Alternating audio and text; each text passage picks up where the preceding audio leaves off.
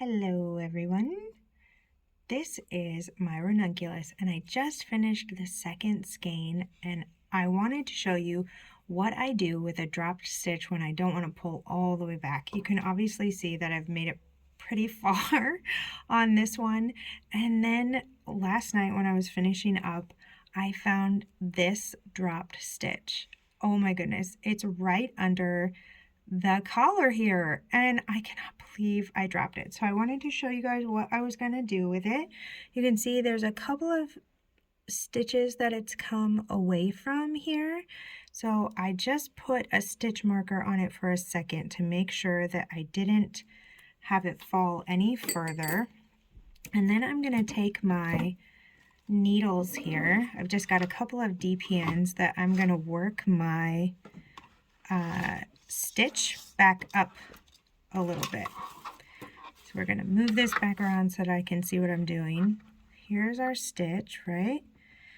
And then I'm going to take it here. So if you find yourself with a stitch that you inadvertently dropped and it's so far back and you just think, oh my gosh, I do not want to rip that back, but you're not sure what to do about it, this is what you can do. Make sure that you get it all the way up here, and I'm going to go one more. I'm not sure if that's exactly right, but I'd rather put it in there like that than have a gap. So we're going to do that. And then this is the part where I'm going to secure it. So I put a piece of my yarn here just on a darning needle, and what I'm going to do is make sure it's through here so I don't lose my stitch there, and then I can take this out. So what I'm going to do now is I'm going to take my pieces here and I'm going to pull them through to the back of my work, right? So here's one side, and then I'm going to pull this side through to the back as well. And what I'm going to do is try my darndest to make it look like a knit stitch here. Make sure this purl bump goes to the back. So we're going to pull that like that. Not so bad, not so bad. Can't really tell a ton that was lost. So then what I'm going to do is I'm going to take my ends here and I'm just going to weave them in as I would if it were a problem, or it is a problem, as if it were just a regular end. So I'm going to weave it in here just through. This is cotton yarn, so I'm actually going through my stitches.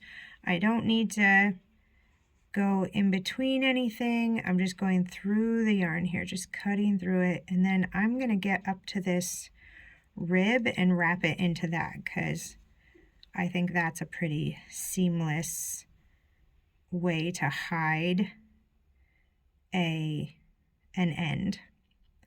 So put it in there, and then some people might knot it before they weave their ends in, but I figure if I'm comfortable with that end, I'm just going to stretch it out here before I do anything, and I'm going to leave a little bit of a, wait, before I do that, sorry, I'm getting caught up in what I'm doing.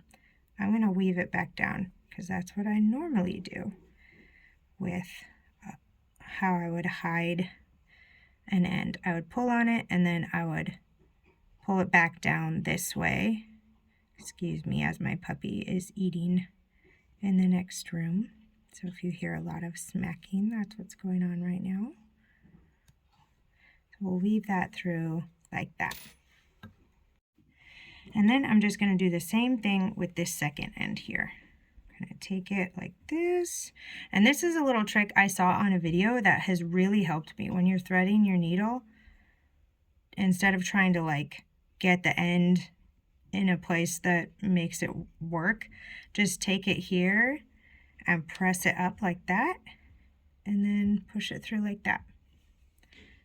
Okay, and then we're going to take this end and weave it through the same way. And this one's long enough, I'll probably get to the rib and be able to do it that same way again. Here we go. There we go. Get it through here. And then put it through that rib one more time. Of course, if you don't have a rib to go into, that's fine. This is a little bit of overkill, but I like to be safer rather than sorry. I'm going to put this thing through here, and then we're going to stretch it out how we do, and then put it in one through here one more time. Okay, and there you are. Get it through there, and that is the end of how I fix stitches that would be dropped that are way up there. Like, obviously this is rows and rows of work that I would not want to undo, and there's not any room for me to pick that up. There aren't any ladders or anything for me to go back. It wasn't dropped up here, it was dropped down here, so my tension, you know, corrected itself for the amount of stitches that were up here. And now it's pretty seamless there, right? And it's not going to unravel. Most importantly, functionally, it's not going to unravel, and I'm not going to have any issues with this, because when it comes to weaving that in, I'm going to treat it like any other end that I would have, and it's not going to be, even as it pulls and moves around, this thing isn't going anywhere. And that's it for this tutorial. I hope that helps and saves you time and energy and brain space, and happy knitting!